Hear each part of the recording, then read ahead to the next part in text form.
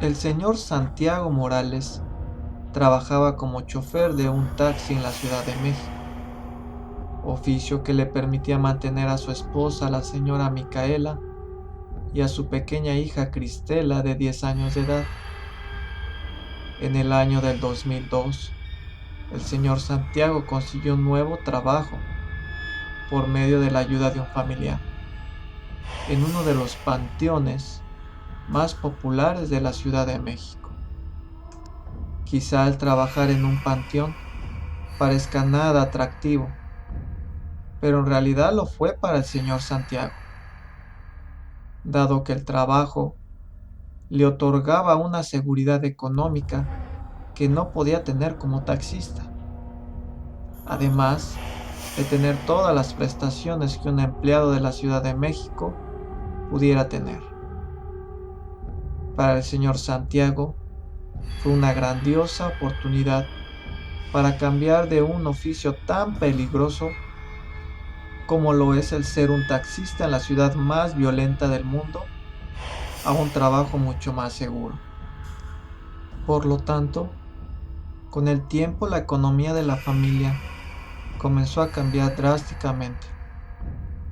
El nuevo sueldo que comenzó a percibir el señor Santiago le permitió darse gustos que obviamente no podía tener con su antiguo trabajo. Con su nueva situación económica, pudieron colocar a su pequeña hija en un colegio privado. Consiguieron redecorar por completo su departamento con nuevos muebles. Compraron un nuevo carro y por si fuera poco, consiguieron tener un considerable fondo de ahorros en una cuenta bancaria, algo que en el pasado hubiese sido imposible. Para la entrada de la primavera del 2004, la buena suerte de la familia empezó a cambiar. De alguna manera misteriosa, extraños eventos comenzaron a ocurrirle a la pequeña Cristela. Cristela comenzó a sufrir un notable desmejoramiento de salud. Se mostraba cansada, decaída, sin fuerzas, carente de la energía que la caracterizaba. Cristela le comentaba a su madre Micaela que por las noches le era muy difícil dormir, y una vez que podía conseguir conciliar el sueño, de inmediato terribles pesadillas la despertaban, dejándola tan aterrorizada que le era imposible el poder dormir por el resto de la noche. Otra clase de acontecimientos muy extraños comenzaron a ocurrir casi al mismo tiempo que la salud de Cristela iba empeorando. Los padres de la niña notaron que por las noches olores muy desagradables salían de la habitación de Cristela, algo que era sumamente extraño, dado que la señora Micaela ponía mucho empeño en la limpieza de la habitación. Así que la señora Micaela no podía explicar el porqué de aquel terrible olor. Una noche en que Cristela durmió en casa de sus abuelos paternos, sucedió algo sumamente aterrador para sus padres. Eran aproximadamente las 3 de la mañana cuando escucharon unos ruidos raros que provenían de la habitación de la pequeña hija.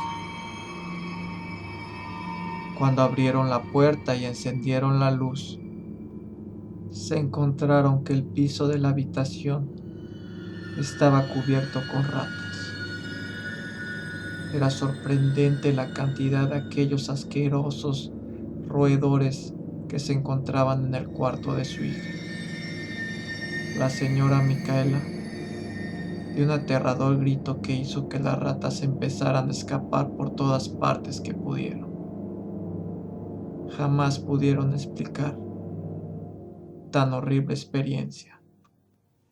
Al regreso de Cristela, sus padres decidieron no contarle nada al respecto sobre aquella perturbadora situación.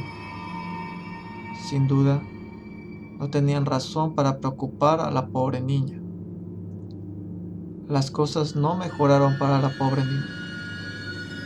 Por el contrario, todo fue de mal en peor, hasta que llegó el día en que el estado de salud de Cristela empeoró, llegando al grado en el cual la niña perdió por completo la capacidad de hablar.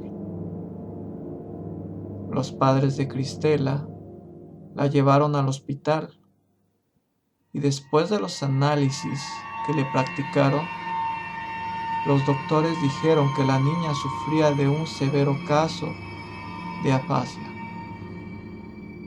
Los doctores explicaron a los padres que era una enfermedad que afectaba principalmente el hemisferio izquierdo del cerebro, provocándole la pérdida del habla.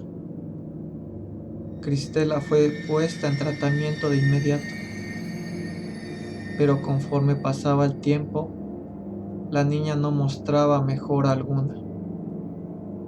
Una noche en que la señora Micaela dormía, fue despertada por causa de algunos ruidos que provenían de la habitación de Cristela. Al parecer, se escuchaba que la pequeña Cristela estaba hablando con alguien en su cuarto. Así que la señora Micaela se incorporó y fue a revisar qué era lo que estaba pasando en la habitación de su hija. Pero una vez estando ahí, no pudo escuchar nada más. Cristela se encontraba dormida y en la habitación no había nadie más que pudiera estar haciendo aquellos ruidos. La señora Micaela le contó a su esposo, pero este mostró poco interés. El señor Santiago dijo que lo más seguro es que ella lo hubiese estado soñando. Pero en las siguientes noches pasó exactamente lo mismo.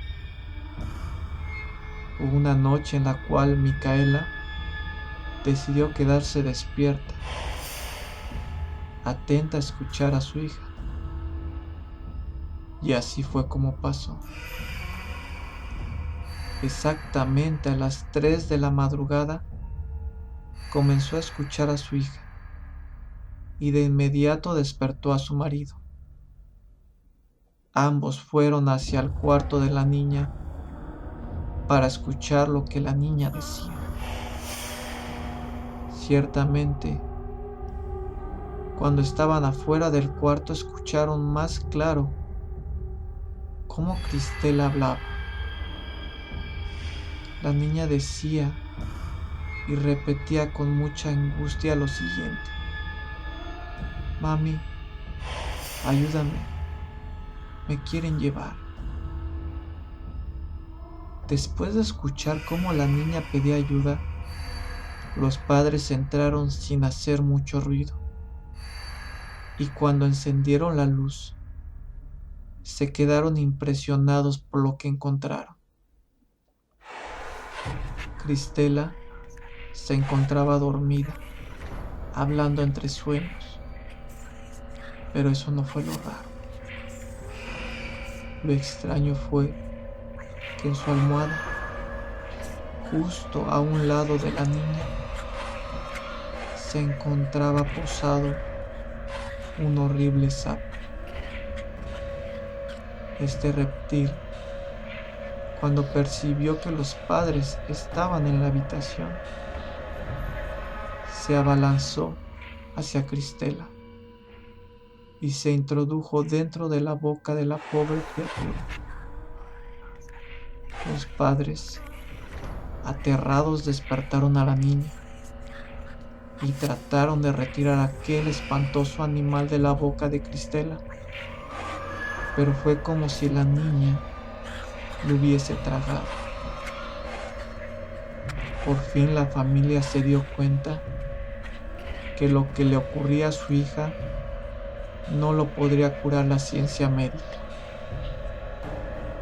En ese punto de desesperación fue cuando el señor Santiago reveló a su esposa un espantoso secreto que sin duda sería el motivo por el cual la niña se encontraba en esa situación.